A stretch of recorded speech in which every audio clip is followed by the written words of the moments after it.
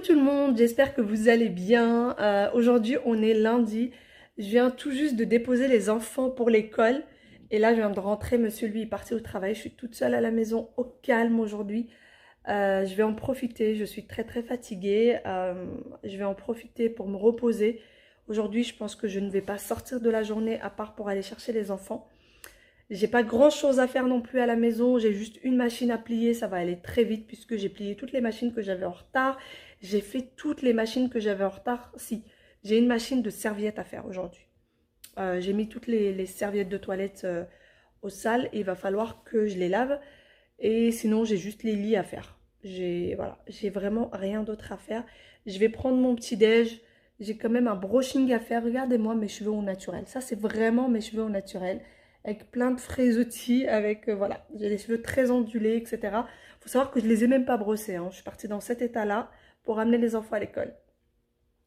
Donc là, je vais prendre mon petit déjeuner. Je vais ensuite, quand j'aurai un petit peu d'humeur, je suis pas de très bonne humeur, faire mon brushing, faire mes sourcils. Voilà, et on va voir. Donc je vais vous montrer mon petit déj qui est juste à côté de moi. Voilà mon petit déjeuner. Je me suis fait du thé pour me faire plaisir. Là, j'ai des petites dattes. J'en ai pris quelques-unes et je suis passée m'acheter un croissant. Donc voilà, j'ai fait une grosse théière et j'ai l'intention de la finir.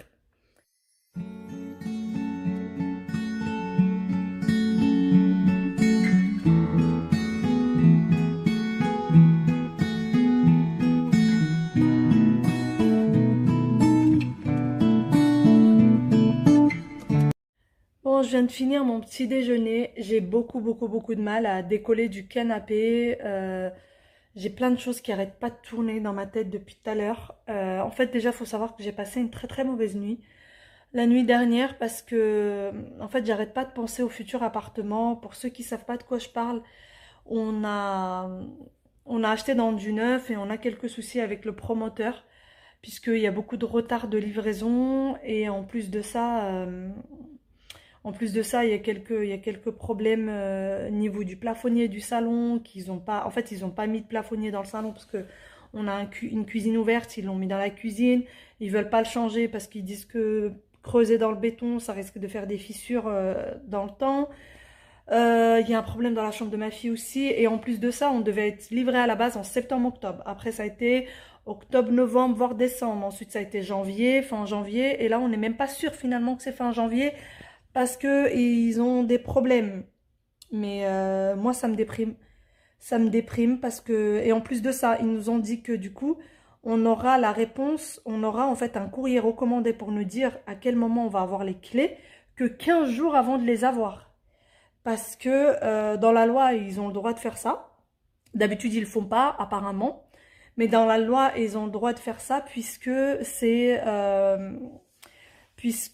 en fait, voilà, ils sont tellement en retard qu'ils ont le droit de faire ça. Le problème, c'est que nous, on va se retrouver avec l'allocation d'ici, plus le crédit immobilier à payer. Donc, on aura deux choses à payer.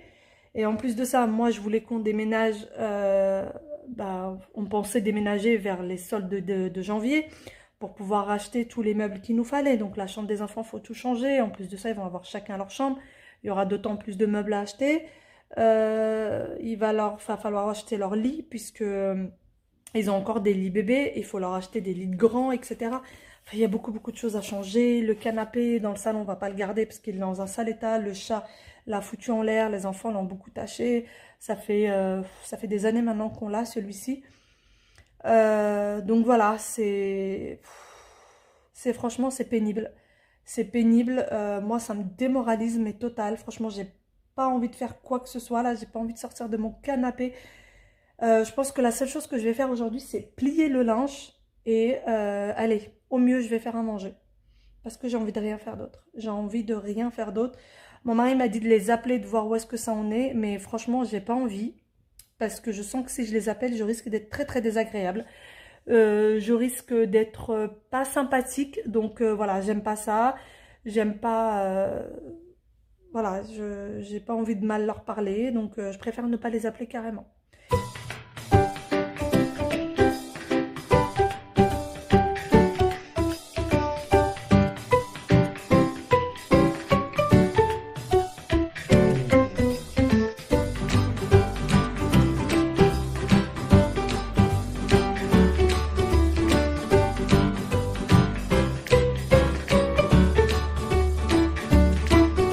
bah voilà ce que ça donne.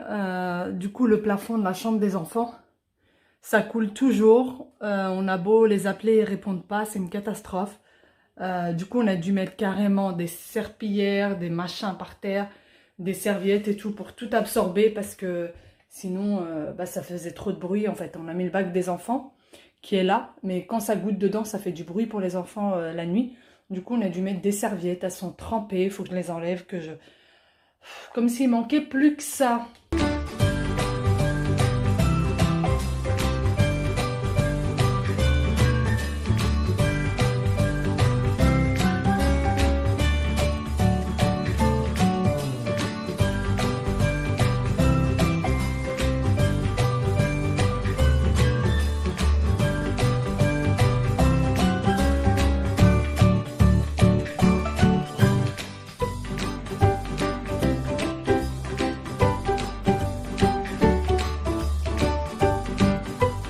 Bon, eh bien, on va pas se laisser démoraliser. Là, déjà, je viens de faire mes sourcils. Déjà, j'ai fini mon petit rangement, j'ai fait les chambres, etc. Je viens de faire mes sourcils. Donc, comme vous voyez, j'ai beaucoup d'endroits où il n'y a pas... en fait, c'est de la micropigmentation que j'ai. Et j'ai beaucoup d'endroits où le poil ne pousse plus. Du coup, j'étais obligée de mettre de la micropigmentation parce que le crayon, sinon, je ne sais pas le faire correctement. Donc là, il va falloir absolument que je le refasse parce que ça commence à partir. Et du coup, en attendant, eh ben, je mets du crayon sur le reste de la micropigmentation. Du coup, franchement, je voulais pas me laisser abattre aujourd'hui. Non, je me laisse pas abattre. Donc, je vais me lever, je vais faire un petit ravalement de façade, mettre juste un peu d'anti-cerne, un peu de crayon, de mascara, etc. Et je vais aller chez le coiffeur, me faire les cheveux. Je voulais changer la couleur de mon vernis. Je sais pas si je vais le faire ou pas, mais voilà, j'ai envie de me faire plaisir pour me changer un peu l'humeur. C'est pas grand chose, mais voilà. Déjà, quand je me verrai dans le miroir et que je ressemblerai plus à ça, déjà ça va me faire du bien. Bon, ben, j'ai un mini changement de programme, donc j'ai décidé finalement de faire à manger avant de sortir. Donc pour ça, franchement, dans ce genre de cas, j'ai hâte d'avoir un robot dans lequel je peux tout faire et je suis sûre que ça brûlera pas et que ça mettra pas en flamme la baraque. Mais bon...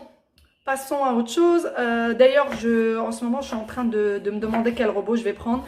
Je me suis inscrite aussi à la réunion d'information du Thermomix sur leur site.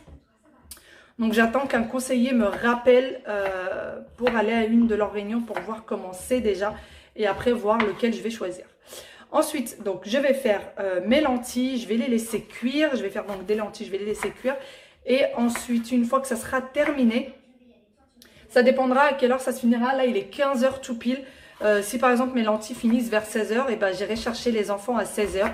Puisque normalement, ils sont inscrits jusqu'à 18 h. Ils ont activité entre 16 h et 18 h. Ils ont yoga, ils ont, il me semble, échecs aussi. Enfin bon, ils ont pas mal de petites activités. Et du coup, j'irai les chercher, je les déposerai chez mes parents et après, j'irai chez le coiffeur. Parce que j'ai peur que si je vais chez le coiffeur avec les bouchons qu'il y a en ce moment...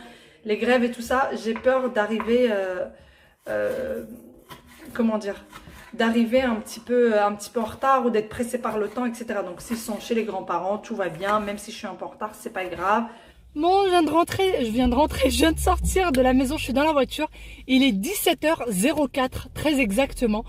Donc j'ai une bonne et mauvaise nouvelle. Bonne nouvelle, c'est que mes parents sont partis chercher les enfants, donc c'est super gentil, c'est super adorable, ils les ont ramenés chez eux. Donc moi je n'ai plus qu'à passer faire mes cheveux directement. Je vais voir si elle peut me changer la couleur de mon vernis, parce que comme le savent la plupart, c'est pas des vrais ongles, c'est une pose de capsule que j'ai parce que mes ongles sont bien foutus. Je travaille beaucoup avec mes mains et tout, et donc mes ongles tiennent jamais le coup. Et du coup, je voudrais savoir si elle peut me changer le vernis. Et ensuite, du coup, je vais faire mes cheveux. Il faut d'abord que je passe retirer parce qu'ils prennent pas la carte bleue. Faut pas que j'oublie ça. Enfin, donc ça, c'est la bonne nouvelle. La mauvaise nouvelle, c'est que j'ai cramé le dîner. J'ai fait brûler le dîner. Voilà. Il n'y a plus qu'à recommencer. Hein. Bibi n'a plus qu'à rentrer à la maison et le refaire.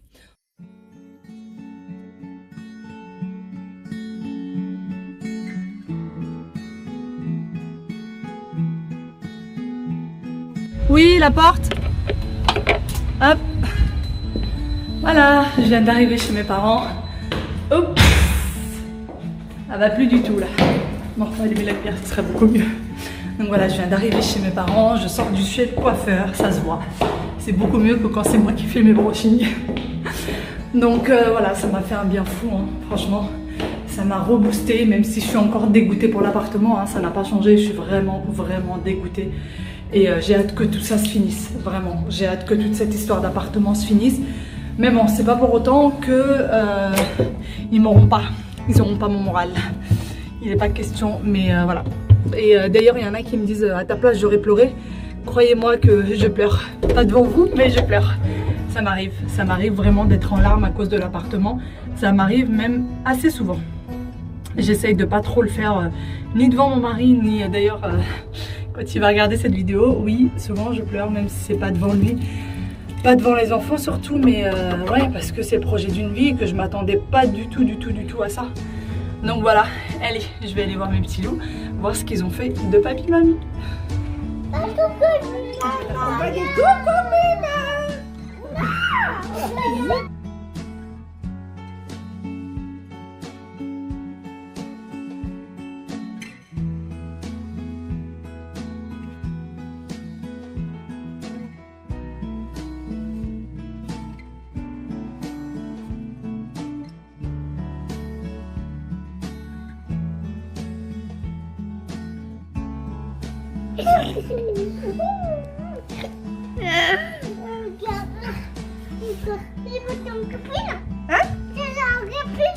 J'ai une copine? Oui. Je suis ta copine. Tu es ma copine, toi. C'est toi ma copine.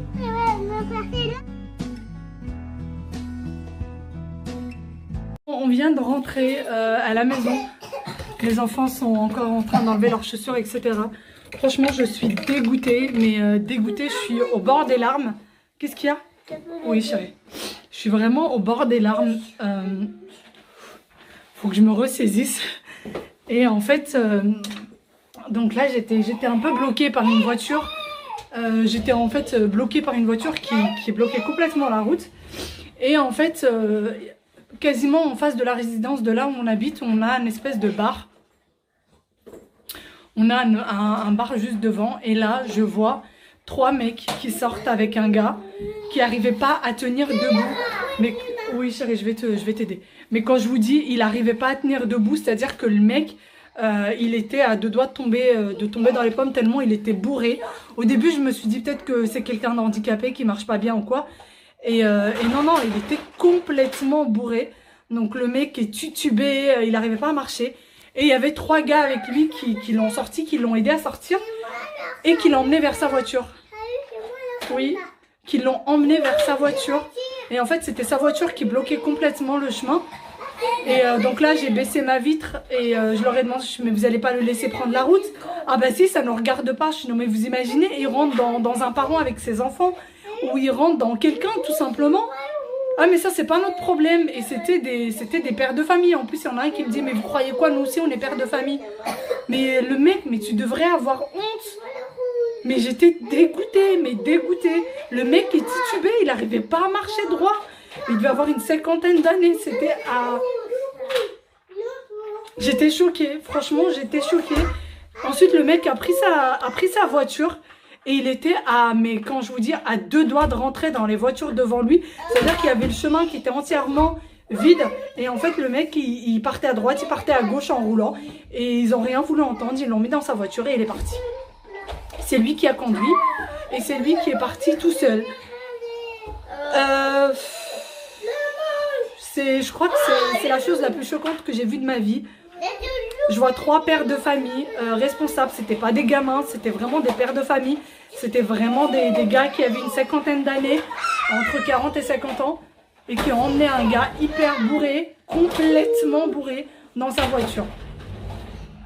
Je suis mais totalement choquée, j'ai pas compris. Et je sais que c'est dangereux, mais j'ai carrément arrêté ma voiture parce que de toute façon je devais me garer là. Et j'ai carrément arrêté ma voiture. Je lui ai dit mais vous pouvez pas le laisser passer. Bah si vous allez le laisser passer.